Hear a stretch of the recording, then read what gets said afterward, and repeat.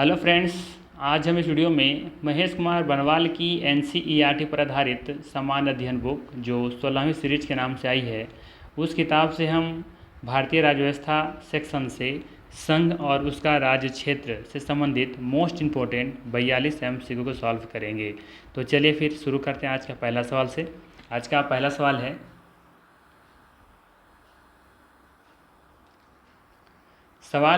संविधान के प्रथम अनुच्छेद के अनुसार भारत है राज्यों का समूह, राज्यों का संकुल, राज्यों का परिसंघ या फिर राज्यों का संघ है। आप लोगों को पता होगा कि संविधान के अनुसार देखा जाए तो प्रथम अनुच्छेद के अनुसार भारत क्या है, एक राज्यों का संघ है। ठीक है, डी ऑप्शन यहाँ पे सही हो जाएगा। नेक्स्ट है, संविधान के परिवर्तन के समय राज्यों को 4 श्रेणियों में ABCD में बांटा गया था।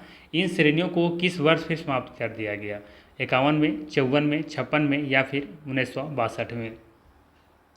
तो ध्यान रखिएगा, इसे 1956 में समाप्त कर दिया गया था। ठीक है, इन श्रेणियों को 1956 में बिल्कुल पूरी तरीके से समाप्त कर दिया गया था। ध्यान रखिएगा, 1956 इसका सही आंसर है।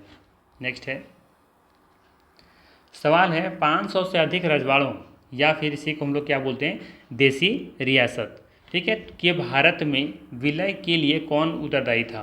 ठीक है, सवाल है भारत से अधिक रजवाड़ों के भारत में विलय के लिए कौन उत्तरदायी था? KM मुंशी, BR अम्बेडकर, सरदार वल्लभ भाई पटेल, सरदार बलदेव सिंह?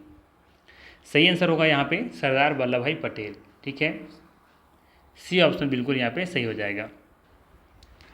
आप लोग को पता होगा कि जब भारत आज़ाद हुआ था उस समय देश में छोटी बड़ी मिलाकर के कुल मिलाकर के देखेंगे तो 562 रियासतें थीं। ठीक है, यानी कि छोटे छोटे रियासत थी जहाँ पे जो लोकल जो प्रशासक होते शासन कर रहे थे। ठीक है, तो देश में उन्हें मिलाना, एक ग्रुप मिलाना, भारत में एकीकृत करना बहुत बड़ा एक कह सकते हैं कि समस्या था हमारे देश के लिए। ठीक है, तो ये जिम्मेदारी किनको सौंपा गया था?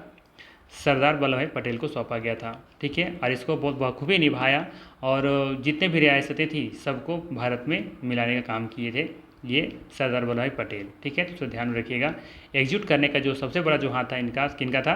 सरदार वल्लभ भाई पटेल का था। ठीक है, तो यहाँ पे सी ऑप्शन बिल्कुल सही हो जाएगा। ठीक है, चलिए आगे देखते हैं। अन्य रजवाड़ों के भारत में विलय के बाद भी किन 3 राज्यों ने शामिल होना विलंबित किया? ठीक है, अन्य रजवाड़ों के भारत में विलय के बाद भी देखेंगे कि 3 राज्य से थे जो शामिल होने से क्या किया था, मना किया था, थोड़ा सा विलम्ब हुआ था उनमें। ठीक है, कौन कौन से वो 3 रियासत थे?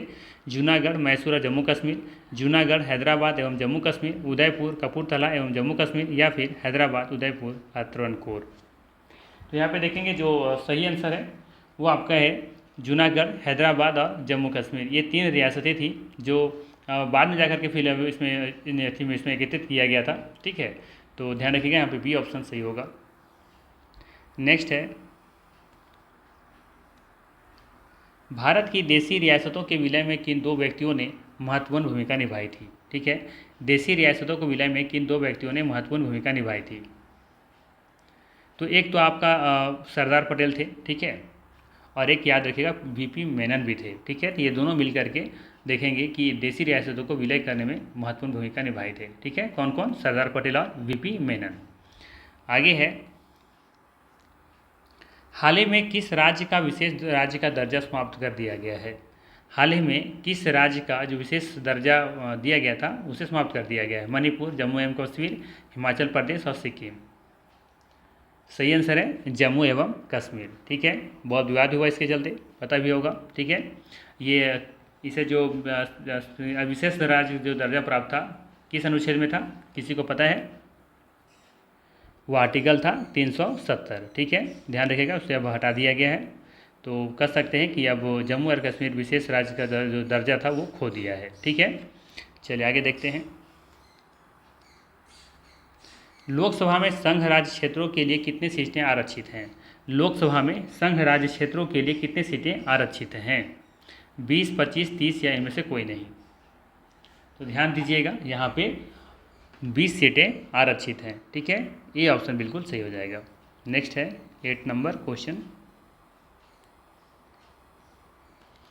सवाल है, यदि भारतीय संघ में एक नए राज्य का सृजन किया जाना है तो संविधान के किस अनुसूची का संशोधन आवश्यक होगा?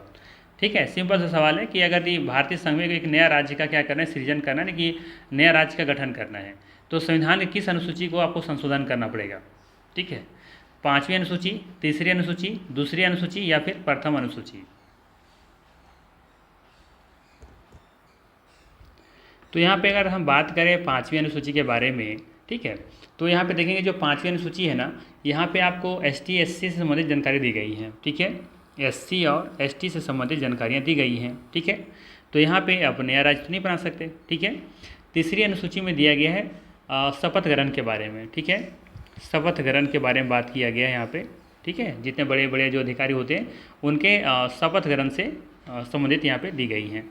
ठीक है, शपथ ग्रहण। दूसरी अनुसूची के बारे में बात करें तो यहाँ पे वेतन के बारे में बात किया गया है।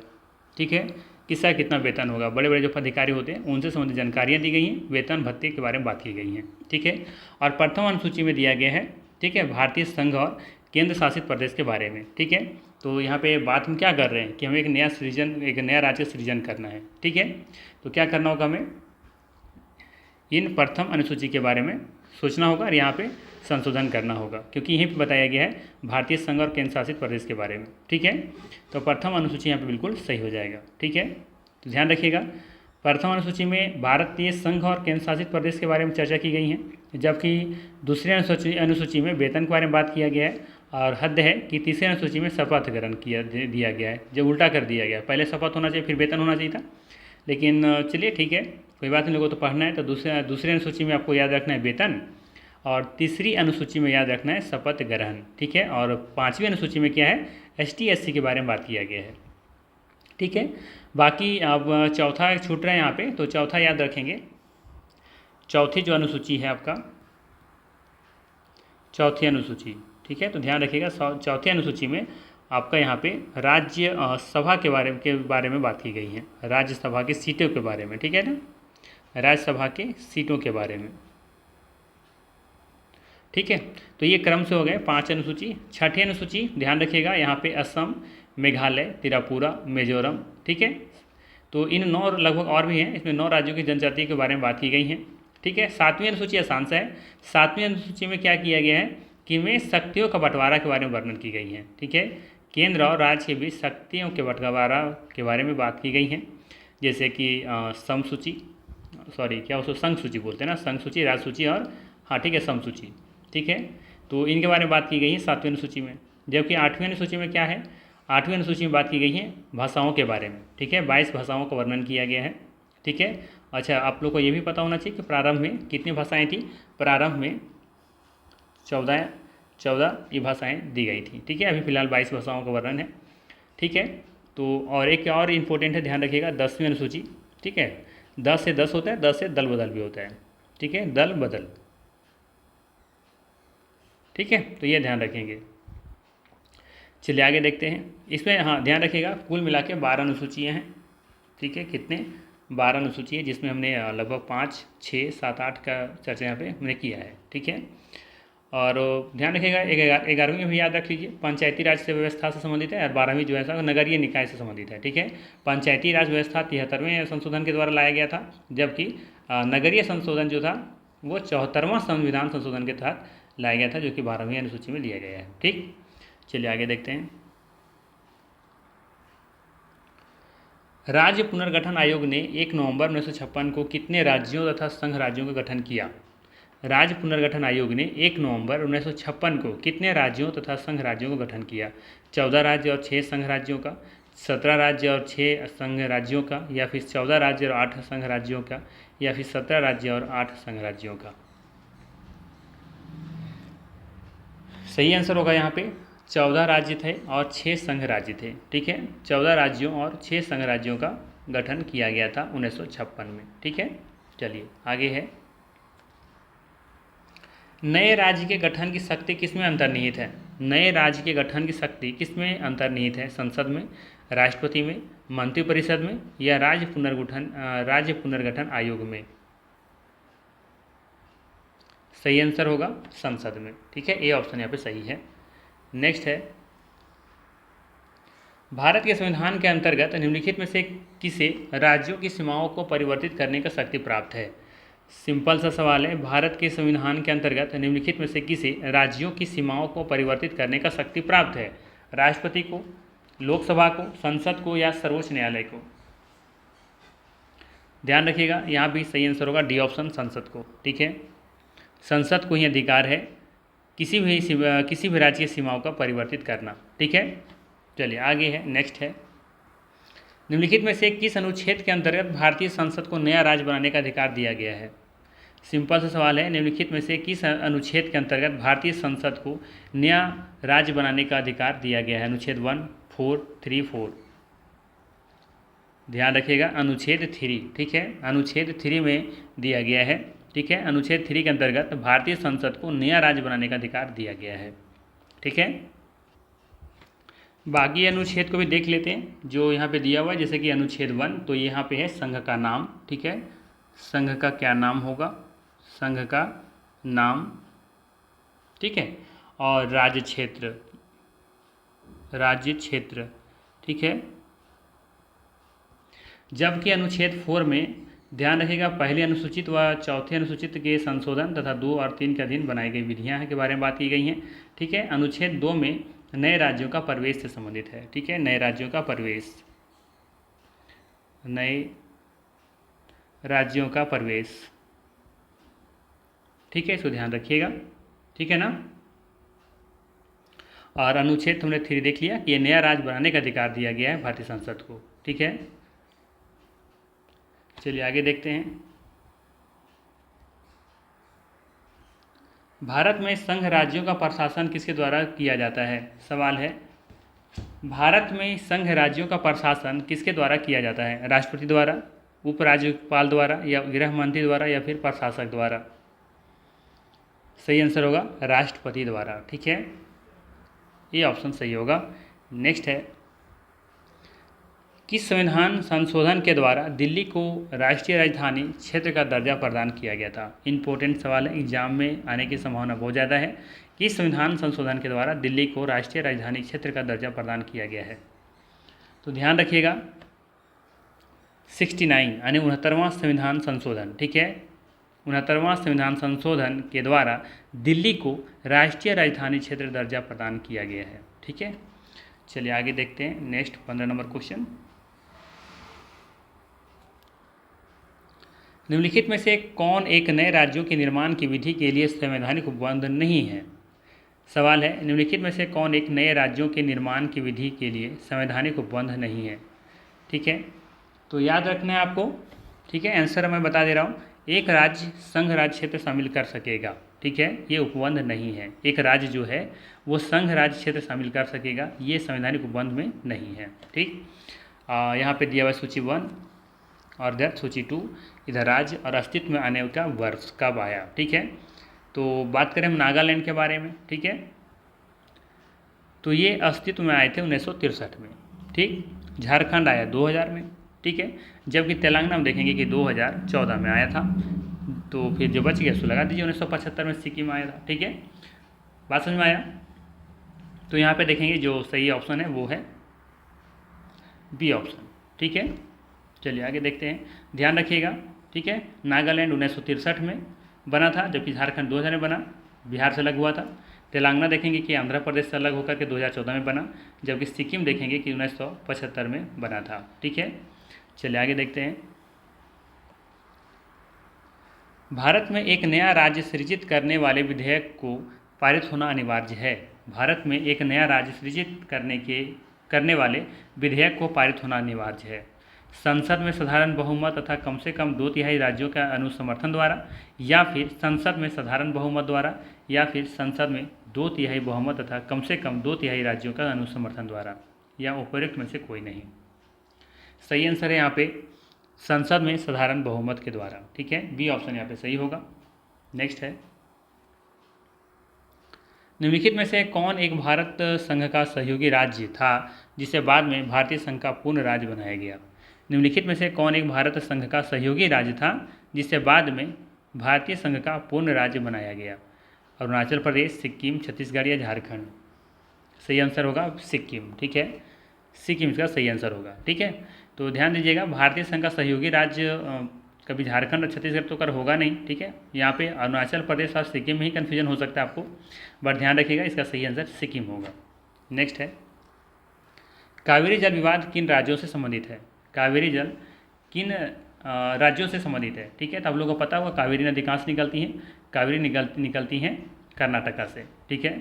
तो कर्नाटका तो होगा इसमें, ठीक है। तो इसलिए तो सभी ऑप्शन में कर्नाटक को दे रखा है, ठीक है। बात करें इसमें हम कि कर्नाटका से निकलती हैं, ठीक है। इसके बाद फिर देखेंगे इसमें तमिलनाडु भी आएगा, पुदुचेरी आएगा और केरल आएगा। तो यहाँ पे जो सही आंसर है वो है डी ऑप्शन, ठीक है। डी ऑप्शन सही होगा। कावेरी जल विवाद जो है कर्नाटक तमिलनाडु खास कर दिया जाता है, लेकिन कर्नाटक तमिलनाडु अगर केरल भी उसमें है तो वो उसे आप टिक करेंगे, ठीक है। तो सही आंसर डी ऑप्शन है हुआ यहाँ पे। नेक्स्ट है, राज्यों के पुनर्गठन संबंधी विधेयक को संसद में प्रस्तुत करने से पूर्व किसकी सहमति प्राप्त करना आवश्यक होता है? सवाल है, राज्यों के पुनर्गठन संबंधी विधेयक को संसद में प्रस्तुत करने से पूर्व पहले ही किसकी सहमति प्राप्त करना आवश्यक होता है? तो ध्यान रखिएगा राष्ट्रपति का, ठीक है। राष्ट्रपति का सहमति प्राप्त करना आवश्यक है। नेक्स्ट है,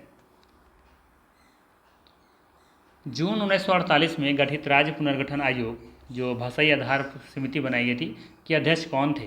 न्यायाधीश वाचू, MC महाजन, SK धर, इनमें से कोई नहीं। तो ध्यान रखिएगा SK धर थे इसके अध्यक्ष, ठीक है। आगे है, निम्नलिखित में से किस आयोग की अनुशंसा के आधार पर पंजाब पुनर्गठन अधिनियम द्वारा पंजाब और हरियाणा राज्य गठित किए गए? सवाल है, निम्नलिखित में से किस आयोग की अनुशंसा के आधार पर पंजाब पुनर्गठन अधिनियम द्वारा पंजाब और हरियाणा राज्य गठित किए गए? धर आयोग की, दास आयोग की, शाह आयोग की या फिर महाजन आयोग की? तो ध्यान रखिएगा धर आयोग इसका सही आंसर है, ये ऑप्शन होगा यहाँ पे। नेक्स्ट है, सिक्किम भारत का 22वां राज्य बना, ठीक है। ध्यान रखिएगा सिक्किम भारत का 22वां राज्य बना, ठीक है। किस संशोधन के द्वारा? 42वें, 40वें, 36वें या 39वें? तो ध्यान रखिएगा 36वें संविधान संशोधन के द्वारा बनाया गया था सिक्किम को नया राज्य, ठीक है। तो डी ऑप्शन यहाँ पे सही होगा, ठीक है। नेक्स्ट है, जम्मू कश्मीर का विशेष राज्य का दर्जा कब समाप्त कर दिया गया? बहुत ही इंपॉर्टेंट सवाल है, ध्यान रखिएगा। जम्मू कश्मीर का विशेष राज्य का दर्जा कब समाप्त कर दिया गया? 5 अगस्त 2019 को, 31 अक्टूबर 2019 को, 29 अक्टूबर 2019 को या फिर 9 अगस्त 2019 को, ठीक है। तो सभी तो 2019 में ही दिया हुआ है, ठीक है। बाकी डेट का कन्फ्यूजन है, तो ध्यान रखिएगा 9 अगस्त 2019 को, ठीक है। 15 अगस्त से ठीक 6 दिन पहले, ठीक है। ध्यान रखिएगा 15 अगस्त से 6 दिन पहले देखेंगे कि जम्मू कश्मीर का विशेष राज्य का दर्जा समाप्त कर दिया गया था, ठीक है। चलिए आगे है, भाषा के आधार पर राज्यों का पुनर्गठन किस वर्ष किया गया था? अच्छा, इस सवाल में आप लोग हम राय जानना चाहते हैं कि जम्मू कश्मीर का विशेष राज्य का दर्जा जो समाप्त किया गया था ये सही था या गलत था, ठीक है। आप लोग 24 क्वेश्चन नंबर का सिर्फ लिखेंगे, अगर गलत है तो नो लिखेंगे और सही है तो यस लिखेंगे, ठीक है। सिर्फ इतना ही लिखना है आप लोग को, सिर्फ लिखना है 24 डैश, और अगर सही है तो यस और गलत होगा तो नो। बाकी कोई ज़्यादा उल्टा पल्टा कमेंट मत कीजिएगा, ठीक है। सिर्फ यस या नो में कमेंट देना है, ठीक है। अगर आप लोग को लगता है ये अच्छा हुआ होना चाहिए, उसको दर्जा हटा देना चाहिए था, ये सही लगा आपको लोगों को तो यस लिखिएगा, और अगर लगता है कि नहीं गलत हुआ है तो सिर्फ नो लिखिएगा। कोशिश कीजिएगा आप लोग रिप्लाई ज़रूर कीजिएगा, ठीक है। चलिए आगे देखते हैं, भाषाई आधार पर सर्वप्रथम किस राज्य का गठन किया गया था? ठीक है, इंपॉर्टेंट सवाल है, बहुत सारे एग्जामों में पूछा गया सवाल है, ठीक है। इसका सही आंसर क्या हो जाएगा? आंध्र प्रदेश, ठीक है। आंध्र प्रदेश को सबसे पहले भाषाई आधार पर सर्वप्रथम इसको अलग किया गया था, ठीक है। और फिर आगे चल करके देखेंगे कि आंध्र प्रदेश से तेलंगाना भी अलग हो जाता है, ठीक है। चलिए आगे देखते हैं, 29वां राज्य के रूप में, ध्यान रखिएगा। नेक्स्ट है, केंद्र शासित प्रदेशों से संबंधित कौन सा कथन सही नहीं है? केंद्र शासित प्रदेशों से संबंधित कौन सा कथन सही नहीं है? सभी राज्य भारत की संघीय व्यवस्था के सदस्य हैं। केंद्र शासित प्रदेश केंद्र सरकार के सीधे नियंत्रण में होते हैं। केंद्र के साथ शक्ति के विभाजन में सहयोगी हैं। या सभी कथन सही हैं? तो ध्यान रखिएगा, केंद्र शासित प्रदेशों से संबंधित जो है कथन दिए गए हैं, ठीक है। कौन सा कथन सही नहीं है, ठीक है। तो ध्यान रखिएगा यहाँ पे डी ऑप्शन सही होगा, ठीक है। सभी कथन सही हैं। नेक्स्ट है, वर्ष 1956 में किस संविधान संशोधन के माध्यम से केंद्र शासित प्रदेशों के रूप में पुनर्गठन किया गया था? 1956 में किस संविधान संशोधन के माध्यम से केंद्र शासित प्रदेशों के रूप में पुनर्गठन किया गया था? 8वां, 9वां, 7वां या 11वां? सही आंसर होगा 7वां संविधान संशोधन। ठीक है, नेक्स्ट है, भारतीय संविधान का कौन सा भाग केंद्र शासित प्रदेश से संबंधित है? भारतीय संविधान का कौन सा भाग केंद्र शासित प्रदेशों से संबंधित है? भाग 7, भाग 9, भाग 8 या फिर भाग 9A? सही आंसर है भाग 8, सी ऑप्शन सही होगा। नेक्स्ट है, भारतीय संविधान के किस अनुच्छेद में केंद्र शासित प्रदेश का उल्लेख किया गया है? भारतीय संविधान के किस अनुच्छेद में केंद्र शासित प्रदेशों का उल्लेख किया गया है? तो ध्यान रखिएगा, अनुच्छेद 239 से लेकर के 241 के बीच में भारतीय संविधान में देखेंगे कि केंद्र शासित प्रदेश का उल्लेख किया गया है। ठीक है, नेक्स्ट है, संविधान के किस अनुच्छेद के अंतर्गत केंद्र शासित प्रदेशों का परिभाषित किया गया है? संविधान के किस अनुच्छेद के अंतर्गत केंद्र शासित प्रदेशों का परिभाषित किया गया है? अनुच्छेद 5, अनुच्छेद 1, अनुच्छेद 3 या अनुच्छेद 4? सही आंसर है अनुच्छेद 1। ठीक है, नेक्स्ट है, बताना यहाँ पे कि कौन सा कथन यहाँ पे गलत है। ठीक है, पहला दिया हुआ है, दमन और दीव को भारतीय संविधान के 56वें आयोग द्वारा गोवा से पृथक किया गया। कथन सही है। ठीक है, ये कथन बिल्कुल सही है। बी में दिया है कि दादर और नगर हवेली वर्ष 1954 तक फ्रांसीसी औपनिवेशिक शासन के अंतर्गत थी। ये गलत है। सी में दिया है कि दीव खंबाती खाड़ी में एक द्वीप है। ये बिल्कुल सही है। देखेंगे जो दीव है वो खंबाती खाड़ी में एक द्वीप है, ये सही है। जबकि दमन और दीव को भारतीय संविधान के 56वें संशोधन द्वारा गोवा से पृथक किया गया, ये भी कथन सही है। ठीक है, तो यहाँ पे जो गलत है वो कौन सा दिखा? B option. ठीक है, नेक्स्ट है, निम्नलिखित में से कौन सा संघ राज्य क्षेत्र नहीं है? दादर एवं नगर हवेली, लक्षद्वीप, पुदुचेरी, नागालैंड। सवाल है कि कौन सा संघ राज्य क्षेत्र नहीं है?